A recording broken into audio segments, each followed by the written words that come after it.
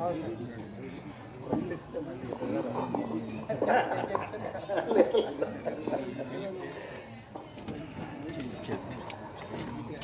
భీమ్, జై పూలే. ఈరోజు నాకు చాలా ఆనందం ఉంది. మాజీ ఎంపీ హర్ష కుమార్ గారు ఎక్కడో ఈస్ట్ గోదావరి నుంచి ఇక్కడ మన కోసం వచ్చారు. ఆయన చేతుల మీదుగా సన్మానం అందుకున్నా. Thank you very much Harsha Kumar గారు. మీరు చాలా పెద్ద నాయకులు, వార్తల్లోని వ్యక్తి. మిమ్మల్ని ఎప్పుడు మేము చూస్తూ ఉంటాం. ఈరోజు ఫస్ట్ టైం దాదాపుగా కలిసినట్లు లెక్క. అంతకుముందు సీఎం పేషులు అట్లా చూసినా కానీ ఇప్పుడైతే ఇది ఫస్ట్ టైం. మనం ఒకసారి కిరణ్ కుమార్ రెడ్డి గారి పేషలో కలిశాను. మీరు ఆ రోజు ఒక సమైక్యాంధ్ర విప్లవానికి పార్లమెంట్లో మీరు పోరాటం చేస్తూ ఉన్నారు. ఆ రకంగా కలిసాం. మిమ్మల్ని చూసి నేను చాలా ఆనందపడుతుండేవాడిని ఆ టైంలో. రెండోది, మరి రాధాకృష్ణ గారు స్వయాన మన దామోదరం సంజయ్ గారి సోదరుల కుమారులు, ఆయన ఈ ప్రోగ్రాం నిర్వహించడం, మరి దామోదరం సంజయ్ గారిని ఆయన పుట్టి పెరిగిన స్థలంలో కలిసేటువంటి అదృష్టం ఇచ్చినటువంటి రాధాకృష్ణ గారికి, ఆయనతో పాటు వచ్చిన రంగస్వామి గారికి నా ధన్యవాదాలు. నన్ను ఈ అవార్డుకి ఎంపిక చేయడం, మరి నాకు కూడా చెప్పారు 10,000 రూపాయలు ఇస్తామన్నారు. 10,000 రూపాయలు చూసి రాలా. ఆ 10,000 రూపాయలు ఇక్కడే ఎవరికో ఇవ్వదలుచుకున్నా. ఎవరికో నేను అప్పుడే చెప్పను. ఎందుకంటే మన సినిమా టీవీ షోలాగా కొంచెం ఏదో ఒకటి ఉండాలి కదా, అవి సస్పెన్స్ ఉండాలి కాబట్టి చెప్పట్లే. ఎవరికి ఇస్తారో నాకు తెలియదు కానీ నేను ఇస్తాను. అందువలన రూపాయల కోసం నేను రాలేదు అని కూడా మీకు చెప్పదలుచుకున్నా. రెండవది, మరి ఇప్పుడే రోషన్ అలీ గారు అద్భుతంగా మాట్లాడారు. ఆయన వాస్తవ విషయాలు చెప్పారు. ఓట్లు మనవి, సీట్లు వాళ్ళవా అన్నారు. మరి దామోదరం సంజయ్ గారు ఆయన ఆ రోజునే 6 బీసీ ఎమ్మెల్యేలని ఎలక్ట్ అయ్యే విధంగా చేశారంటే ఆయన ఎంత గొప్ప దార్శనికుడు, ఎంత గొప్ప నాయకుడో మనకు అర్థమవుతుంది. అది ఇప్పటికి కూడా జరగట్లే. ఈ రాయలసీమ మొత్తం కలిపి, నెల్లూరుతో కలిపి 60 నియోజకవర్గాలు ఉంటే 6 7 బీసీ ఎమ్మెల్యేలు ఎలక్ట్ అవుతారు. ఆయన అట్లా గాంధీ కర్నూలు జిల్లాలోనే 6 ఎమ్మెల్యేలని ఎన్నిక చేయించాడంటే ఎంత గొప్పవాడో చూడండి. సో ఆ సందర్భం వారు కానీ, మరి మనకి మగ్దమ్ గారు వచ్చారు. మగ్దమ్ గారి ద్వారా కూడా ఈ రివార్డు ఏదో చేద్దామని చూస్తున్నా. అది ఏం చేస్తాను ఇంక అప్పుడే నేను చెప్పదలుచుకోలే. ఆమెను కూడా కలవటం జరిగింది. మరి శ్రీనివాసులు గారు, తదితర పెద్దలు, శరత్ గారు చాలా కమిటెడ్ బ్యాంకర్, ఆయన ఇంకా మిగిలిన పెద్దలందరికీ కూడా మరి పేరు పేరున ధన్యవాదాలు, అభివందనాలు తెలియజేస్తూ, మరి ఈరోజు మీతో నేను మాట్లాడాలంటే చాలా ఉంది, చాలా బాధ ఉంది. ఈ రోజున మనం ఆయన వర్ధంతి రోజున కలుస్తున్నాం అంటే ఇది బాధాకరమైన రోజే.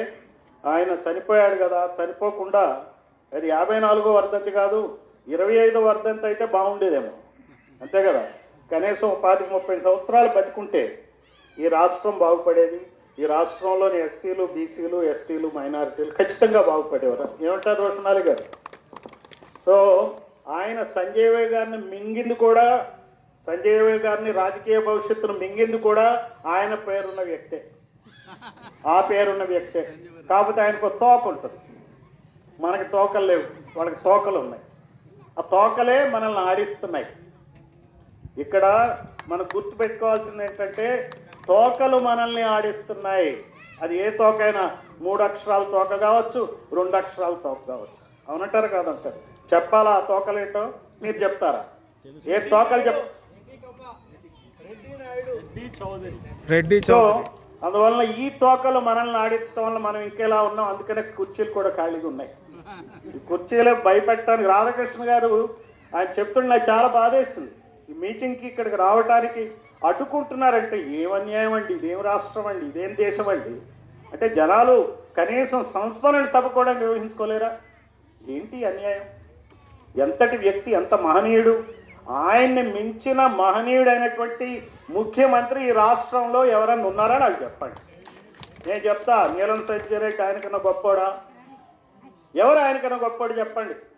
ఎన్టీ రామారావు ఆయనకన్నా గొప్పోడా? ఎవరు ఆయనకన్నా గొప్పోడు చెప్పండి? జగన్మోహన్ రెడ్డి, చంద్రబాబు నాయుడు, ఎవరు ఆయనకన్నా గొప్పోడు చెప్పండి? ఎవరూ లేరు. నాకు ఎలా తెలుసు అంటే నేను హిస్టరీ చదువుతున్నప్పుడు నేను చూసి ఆశ్చర్యపోయాను. అసలు ఈయన ఎట్లా ముఖ్యమంత్రి అయ్యాడు, అమనిచ్చారు అనుకున్నాను. ఆ రోజున ఏదో ఇంకా అది పుణ్యకాలం, స్వాతంత్రోద్యమ కాలం. అప్పుడు కొంచెం ఫెయిర్గా పాలిటిక్స్ నడుస్తుండేది, కాంగ్రెస్ పార్టీ కూడా ఫెయిర్గా నడుస్తుండేది. వాళ్ళు ఏదో ఆశించారు, వాళ్ళు ఆశించి ఏదో చేద్దాం అనుకున్నారు, ప్రయత్నించారు, కానీ వాళ్ళని బతకనివ్వలే. ఈ ఆంధ్రప్రదేశ్ పాలిటిక్స్ ఢిల్లీని ఊపేసినాయి. సంజయ్ గారి విషయంలోనే కాదు, పివి నరసింహరావు విషయంలో కూడా అదే జరిగింది. ఆయన బ్రాహ్మడు, ఆయనే చేయనివ్వాలి. ఆయన ఈయన మిత్రులు ఇద్దరు, సంజయ్ గారు నరసింహరావు గారు ఇద్దరు దగ్గర. ఆయనకి అంతే. నిన్నగాక మొన్న చూసాం రోషయ్య గారి పరిస్థితి. రోషయ్య గారు ఒక వైశ్యుడు, ఆయన్ని పని చేయనివ్వాలి, ఆయన్ని బతకనివ్వలే. అంటే ఇక్కడ ఏం జరుగుతుందంటే ఈ దేశంలో, రాష్ట్రంలో పెత్తందారి కులాలు ఏవైతే ఉన్నాయో, మన రాష్ట్రంలో ఏ కులాలైతే వెళ్తున్నాయో గత 60-70 సంవత్సరాలుగా వాళ్ళే శాసిస్తున్నారు. వాళ్ళు అత్యంత నీతిమంతులు, సమర్థవంతులు, దూరదృష్టి గలవాళ్ళు, పెద్ద సంక్షేమ పథకాలు అమలు చేసేవాళ్ళుగా చెప్తున్నారు. మనం కూడా వాళ్ళ వైపు ఉన్నాం. ఇందాక శరత్ గారు చెప్తున్నారు, ఆయన ఏమన్నారు, ఎడ్యుకేషన్ చాలా ఇంపార్టెంట్ అన్నారు, చదువు చాలా ఇంపార్టెంట్, విదేశాలకు వెళ్ళాలా, చదవాలన్నారు. ఇప్పుడు మనకు కావాల్సింది ఆ చదువు చదువుతున్నాం, చదివించండి, బాగా చదివించండి, అందులో అనుమానం ఏం లేదు. ఉద్యోగాలు చేయమనండి, అది కూడా అనుమానం లేదు. ఉద్యోగాలు రాకపోతే వ్యాపారాలు చేయమనండి, చిన్నదో చితకదో. అది రాకపోతే రాజకీయాల్లోకి రావాలా. బీసీలు, ఎస్సీలు, ఎస్టీలు, ముస్లింలు అందరూ కూడా రాజకీయాల్లోకి రావాలి. ఇళ్లలో కూర్చోవద్దు, రాజకీయానికి రండి. ఈ పార్టీలు మనవి కావు. హర్ష కుమార్ ఉన్నారు అనేదా భావించకండి. హర్ష కుమార్ గారు, కాంగ్రెస్ పార్టీ మంది కాదు, వైసీపీ మన పార్టీ కాదు, టీడీపీ చెప్పండి మనది కాదు. ఉన్నారు ఎవరన్నా అభిమానులు ఇక్కడ? మనది కాదు. ఇంకేమన్నది బీజేపీ మంది కాదు. ఈ పార్టీలు మనవి కాదు. సిపిఐ, సిపిఎంలు కూడా మన పార్టీలు కాదు. ఎందుకంటే ఆ తోకలు నడిపే పార్టీలు అవి. అందువల్ల ఆ పార్టీల నుంచి దూరంగా రావాలి మనం.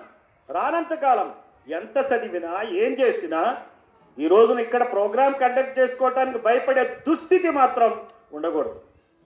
సరే, మరి ఈ డబ్బులు ఎవరికి ఇస్తాననే దాన్ని ఇంకేమన్నా ఆలోచిస్తున్నారా? మీరు దాని మీద శ్రద్ధ పెట్టారా? నా మాటలు ఏమన్నా ఇంట్రెస్టింగ్ ఉన్నాయా? ఏం చెప్పండి. చెప్పనా? పైసలు వద్దా? తీసుకెళ్ళిపోనా?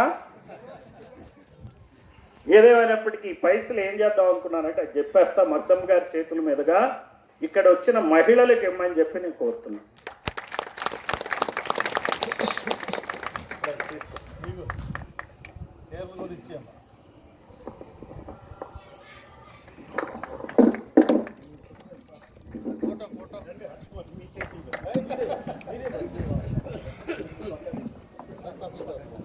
చాలా మంచి,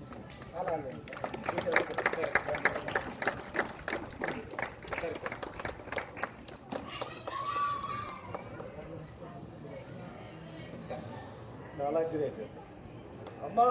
మీ అందరికి 10,000 ఇచ్చారు సార్. ఇక్కడ చేద్దామని 2 సంవత్సరాల నుంచి అన్నగారు ఇక్కడ ప్రారంభిస్తున్నారు. కానీ ఇక్కడ కూడా కాకుండా పనులు పెట్టుకుంటే మా ఊళ్ళో 9 గంటల నుంచి అట్లా 1 గంట మీరు ఇంత విలువైన సమయాన్ని ఇచ్చినందుకు ఇక్కడ ఒక్క కుర్చీలో చెప్పుకుంటాం.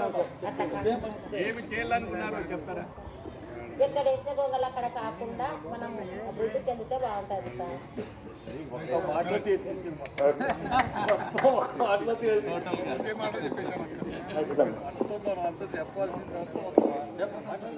మాట్లాడతాయి బాప.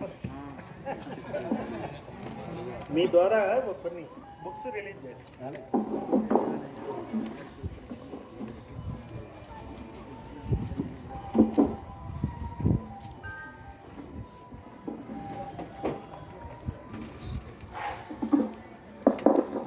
ఇప్పుడు మేము చెప్పిన దానికల్లా ఇది ఆంధ్రప్రదేశ్ కాదు, ఇది కులాంధ్రప్రదేశ్ అని ఒక పుస్తకం రాశాం.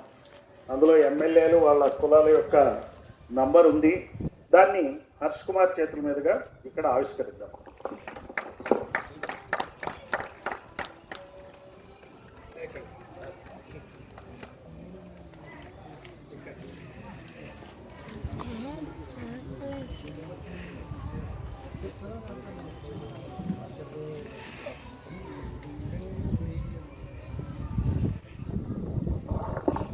వద్దురా.